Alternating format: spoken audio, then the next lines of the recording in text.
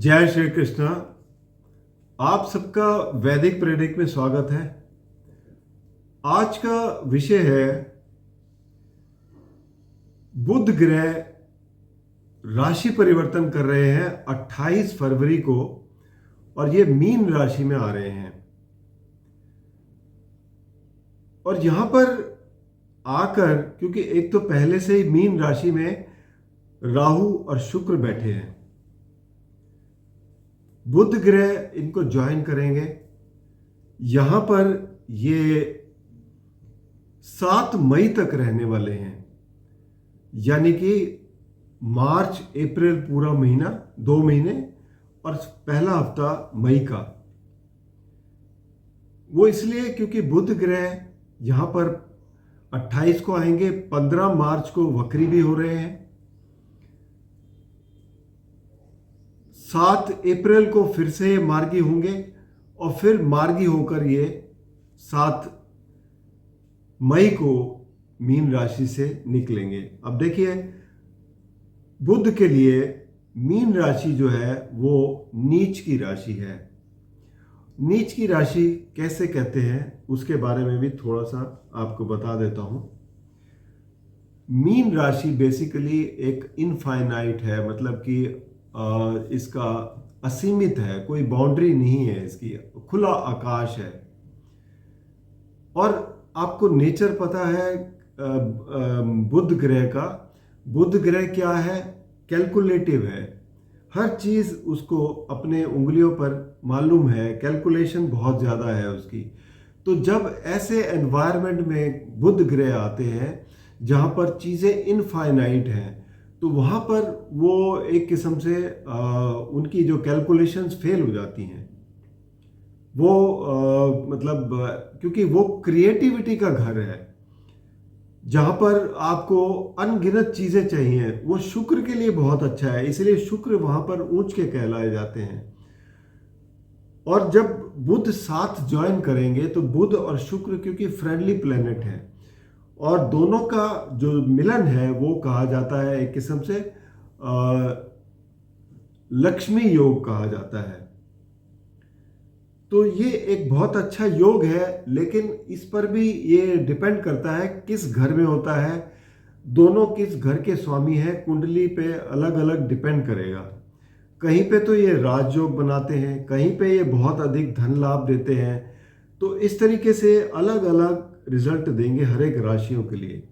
अब बुध ग्रह के बारे में बात कर रहा था, तो बुध ग्रह है क्या देखी जाए तो आपके सौर मंडल के युवराज हैं, और जिस कंपनी में रहते हैं उसी तरीके से बिहेव करते हैं। अब यहाँ पर शुक्र के साथ आ रहे हैं, तो शुक्र क्या है? उनका फ्रेंडली साइन है। शुक्र एक क्रिएटिव ग्रह है, रिलेशनशिप का कारक है। और साथ में राहु भी बैठे हैं। राहु क्या करते हैं? राहु इल्यूशन पैदा करते हैं, माया है वो राहु। तो बढ़ा चढ़ा के दिखाते हैं बहुत ज़्यादा। तो यहाँ पर बुध जो है पहले तो अपने आप को खो देते हैं, इसलिए कहते हैं नीच राशि में हो गए। लेकिन आपने एक इसका नीच भंग भी हो जाता है, शुक्र के साथ बैठेंगे तो। नीच भंग का मतलब क्या हुआ? अब इसका भी एक मैं एग्जांपल दे देता हूँ कि आप किसी के घर गए, एक दोस्त के घर गए, वो बहुत अच्छी तरीके से उसको एंजॉय कर रहा है, मैरी है और एक किस्म से एक मस्त लहर में है, जिंदगी एंजॉय कर रहा है। आप ऐसी जगह जाते हो जो पहले से ही आप उसमें एंटर करते ही आपका मूड ऑफ है। तो आप जब जाते हो, उसको हंसता खेलता हुआ देखते हो, तो उसको हंसते खेलते देख आपका भी जो है वो मन बदल जाता है। तो इसी को कहेंगे, समझो कि आपका जो बदलाव हो गया। तो पहले शुरू में आपकी स्थिति ऐसी रहती है कि थोड़ा सा मायूसी, थोड़ी ऐसी परेशानियां, लेकिन जब आप शुक्र के साथ रहते हैं तो आपका नीच भंग हो जाता है और उससे आपको फायदा मिलता है। उस दोस्ती के साथ, उसके साथ आपको फायदा मिलता है। और राहु बैठे हैं तो उन चीज़ों को बहुत ज़्यादा अधिक माया की तरह उसको फैला देते हैं, एल्यूसिव कर देते हैं। तो ये सब चीज़ें आपको देखने को मिलेगी।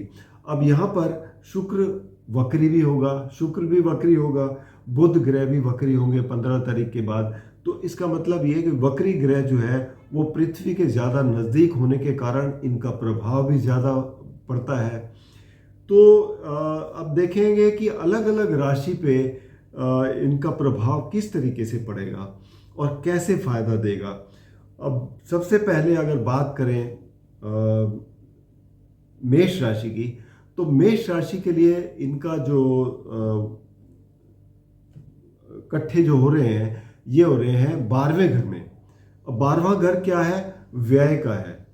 12वां घर फॉरेन कनेक्शन का है। और अगर आप कोई एक्सपोर्ट बिजनेस में हैं या कोई आपके कनेक्शंस हैं फॉरेन के, तो हो सकता है आपको बहुत अच्छे कोई कॉन्ट्रैक्ट मिल जाए, कोई ऐसा काम मिल जाए जिससे आपको बहुत बड़ा धन लाभ हो।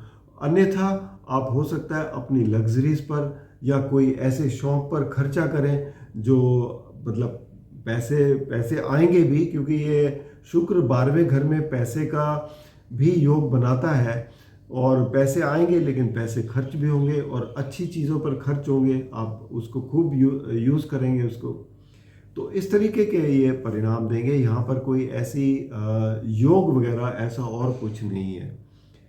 वृषभ राशि की बात करें तो वृषभ राशि के लिए ये जो कॉम्बिनेशन है ये बन रहा है 11वें घर में, साथ में राहु भी बैठे हैं। 11वां घर क्या है? लाभ स्थान है। वृषभ राशि के लिए देखा जाए तो शुक्र एक तो वृषभ राशि के स्वामी हैं और बुध जो है यहाँ पर हो जाते हैं आपके पंचम भाव के स्वामी। पंचम एक त्रिकोण स्थान है, तो दोनों के मालिक अगर 11वें घर में बैठे हैं तो आपको स्पेकुलेटिव एक्टिविटीज से फ़ायदा मिल सकता है। शेयर मार्केट में बहुत बड़ा फ़ायदा हो सकता है। आप कोई क्रिएटिव काम करते हैं उसमें बहुत अच्छा कर पाएंगे। बच्चों से आपको बहुत अच्छे परिणाम देखने को मिलेंगे। स्वास्थ्य आपका अच्छा रहेगा, धन का लाभ बहुत अच्छा होगा। तो इस तरीके से ये आपको अच्छे परिणाम देते हुए जाएंगे, क्योंकि राहु साथ में बैठे हैं तो उसका लाभ और अधिक कर देंगे। तो ये स्थिति बनती है। अब बात करेंगे तीसरी मिथुन राशि। मिथुन राशि के लिए ये कॉम्बिनेशन एक केंद्र स्थान में, सबसे पावरफुल केंद्र स्थान 10वें घर में बन रहा है और मिथुन राशि के स्वामी है बुध, और साथ ही में क्या हुआ, एक त्रिकोण के स्वामी शुक्र होते हैं। तो दोनों का यहाँ पर जो केंद्र स्थान में ये एक राजयोग का निर्माण करता है, जो कि बहुत बड़े आपको लाभ देता है। आपकी राशि के स्वामी होते हुए आपके काम बहुत तेज़ी से होंगे, क्योंकि शुक्र ग्रह वैसे भी बहुत तेज़ी से रिजल्ट देते हैं। बुध ग्रह और शुक्र जो है वो आपको कला के साथ जोड़ते हैं, तो मीडिया से जोड़ते हैं, आपकी पॉपुलैरिटी होगी, आप नेम एंड फेम होगा आपका। तो ये सब चीज़ें आपको देखने को मिलेंगी। तो ये राजयोग आपके लिए बहुत ही प्रभावशाली राजयोग होगा। अब बात करते हैं कर्क राशि की। तो कर्क राशि के लिए बुध ग्रह जो है वो है आपके द्वादश और तीसरे घर के स्वामी। द्वादश भाव क्या है? वही फिर से आ गया, ये आपके फॉरेन रिलेशंस वगैरह हो गए। और तीसरा घर क्या हो गया? तीसरा घर आपका छोटे भाई बहनों का है, नेबर्स का है, आपके साथ जो काम करते हैं उन लोगों का है, कम्युनिकेशन का है। तो आपकी कम्युनिकेशन काफ़ी अच्छी होगी। और यहाँ पर क्या होता है कि मीन राशि यहाँ पर आपके लिए नवम भाव में योग बन रहे हैं। नवम भाव जो ये बताता है कि आपके विदेश से कुछ काम बन सकते हैं, कोई लंबी यात्राएं करते हैं उसमें आपको लाभ हो सकता है। तो ये सब चीज़ें आपको देखने को मिलेंगी। अब सिंह राशि की बात करें तो सिंह राशि के लिए जो बुध ग्रह है वो एकादश भाव के स्वामी हैं और धन भाव के स्वामी हैं। तो दोनों ही धन से जुड़े हुए हैं। साथ में शुक्र का साथ मिल रहा है और ये कहाँ पर हो रहा है? 8वें घर में। 8वां घर किस चीज़ का होता है? बेसिकली 8वां घर बहुत ही एक अनप्रेडिक्टेबल हाउस है। यहाँ पर आपको अचानक से कोई बहुत धन लाभ मिल सकता है जो आपने कभी सोचा भी नहीं होगा। तो ये परिस्थिति आपके लिए ऐसी बन सकती है। तो यहाँ पर क्योंकि कोई किसी का दुष्प्रभाव तो है नहीं, तो मुझे लगता है कि बहुत अच्छे लाभ मिलेंगे आपको। अब अगली राशि आती है, वो आती है कन्या राशि। कन्या राशि के लिए ये योग बन रहा है सप्तम भाव में।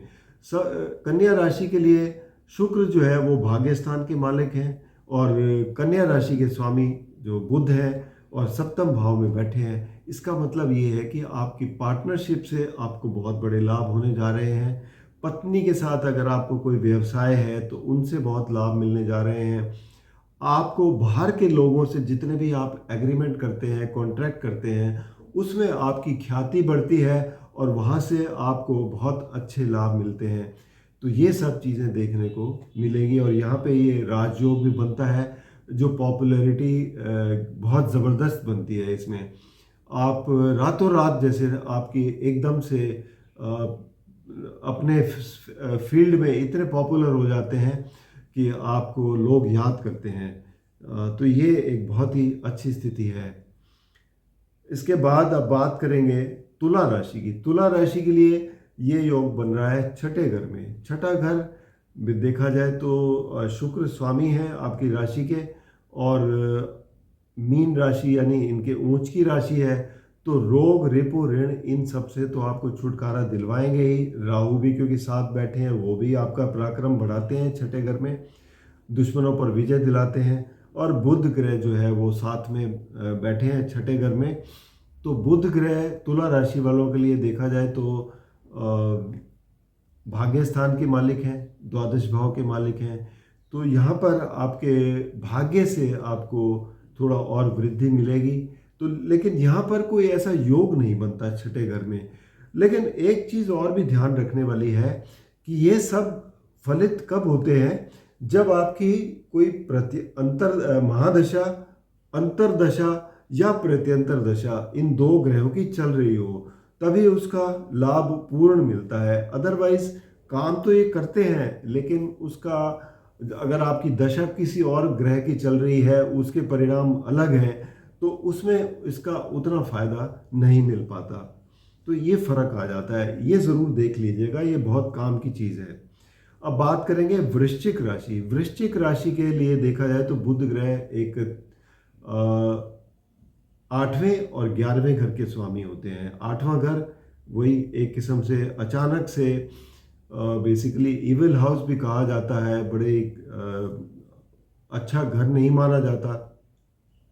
और बुध ग्रह वैसे भी आपके राशि स्वामी के साथ फ्रेंडशिप नहीं है, तो इसलिए बुध ग्रह यहाँ पर अच्छे परिणाम तो बहुत ज़्यादा नहीं दे सकते। लेकिन क्योंकि शुक्र बैठे हैं, शुक्र केंद्र स्थान के मालिक हैं, और बुध जो है लाभ स्थान के मालिक हैं, तो एक तो ये कि धन का तो लाभ देंगे और क्रिएटिविटी में भी लाभ देंगे, एजुकेशन वगैरह में भी आपको लाभ दे सकते हैं। लेकिन अचानक कहीं ना कहीं कोई नुकसान की स्थिति भी बन सकती है। तो ये दोनों पॉसिबिलिटीज़ बनती हैं, तो इसमें आपको बड़ा ध्यान रख के चलना पड़ेगा, सतर्क होकर रहना पड़ेगा।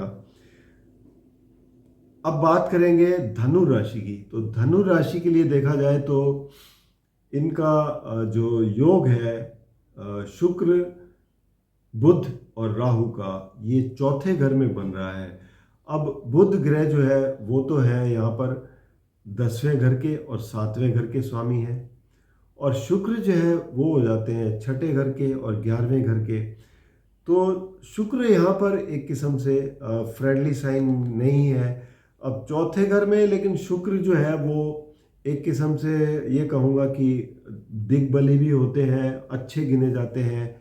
तो यहाँ पर आपको नया वाहन वगैरह मिल सकता है, घर में सुख काफ़ी सुख शांति रहेगी, कोई घर में फंक्शन वगैरह हो सकते हैं, ये ज़रूर बात है।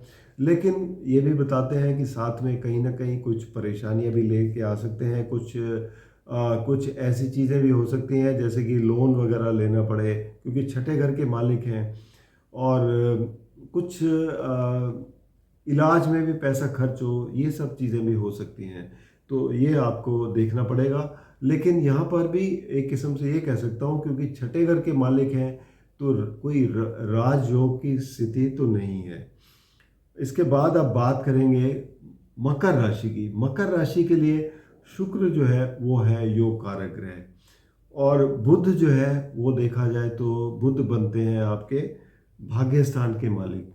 तो दोनों ही एक किस्म से बहुत अच्छे ग्रह हैं, लेकिन कहाँ मिल रहे हैं? तीसरे घर में। अब तीसरा घर बेसिकली एक पराक्रम स्थान है, त्रिषाढ़य हाउस है, तो यहाँ पर परिणाम तो अच्छे देंगे ये लोग, लेकिन कोई राजयोग की स्थिति नहीं है, क्योंकि राजयोग केंद्र स्थान में बनता है।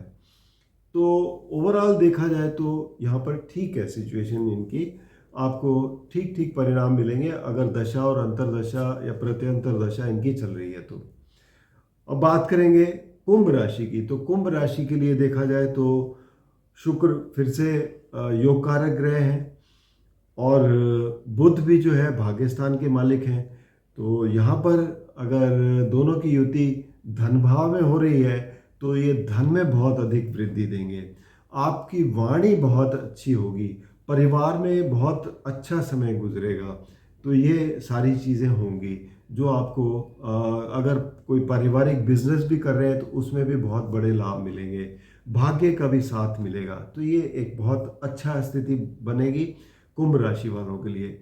अब बात करेंगे फाइनली मीन राशि की। तो मीन राशि में तो ये बैठे ही हैं पहले घर में, लेकिन मीन राशि में क्या है कि बुध तो है, वो तो सप्तम भाव के स्वामी हैं, चौथे घर के स्वामी हैं, केंद्र स्थान के, तो इनको केंद्र अधिपत्य दोष भी लगता है। साथ ही में शुक्र जो है तीसरे और आठवें घर के स्वामी हैं, और यहाँ पर एक केंद्र स्थान में त्रिकोण स्थान में बैठे हैं। तो यहाँ पर राजयोग के लिए स्थिति तो नहीं है, क्योंकि एज ए 8th लॉर्ड यहाँ पे आपको ये परेशान भी कर सकते हैं, क्योंकि बहुत पावरफुल भी हैं। और साथ में बुध भी बैठे हैं, बुध भी जो है एक किस्म से केंद्र अधिपत्य दोष भी लगता है इनको। तो दोनों वैसे देखा जाए तो कुछ फायदे भी देंगे, कुछ नुकसान भी देंगे। तो यहाँ पर आपको थोड़ा सतर्क रह के चलना पड़ेगा। तो ये था 12 राशियों के लिए इन दोनों का जो कॉम्बिनेशन है, और राहु इस कॉम्बिनेशन को थोड़ा और बढ़ा देते हैं। और अगर ज़्यादातर वैसे देखा जाए तो फ़ायदे ही ज़्यादा दिखाई दे रहे हैं, नुकसान बहुत कम है। जहाँ पर जैसे कि किसी ऐसे 8वें घर के मालिक हैं या छठे घर के मालिक होते हुए थोड़ा बहुत स्थिति ऐसे बदल सकती है, अदरवाइज़ ये ज़्यादातर आपको फ़ायदा ही देने वाले हैं जैसे मैंने बताया। तो उम्मीद है कि आपको इससे काफ़ी जानकारी हासिल हुई होगी। बाकी आपको व्यक्तिगत रूप में कोई भी समस्या है तो आप नीचे दिए गए नंबर पर संपर्क करें, या फिर vedicpredict.com पर लॉगिन करके अपनी कुंडली का विश्लेषण करवा सकते हैं। अंत में जिन लोगों ने नए ज्वाइन किया है उनसे रिक्वेस्ट करूंगा कि अगर आपने चैनल को सब्सक्राइब नहीं किया तो कृपया सब्सक्राइब करके बेल आइकन ज़रूर दबा दें, ताकि आने वाली वीडियो की नोटिफिकेशन मिल जाए। और अगर आपको वीडियो पसंद आए तो आप इसे लाइक करें, शेयर करें, ताकि दूसरे भी इसका लाभ उठा सकें। कोई भी सुझाव हो, कोई प्रश्न हो, ज़रूर लिख भेजिए, आपको इसका उत्तर ज़रूर मिलेगा। धन्यवाद।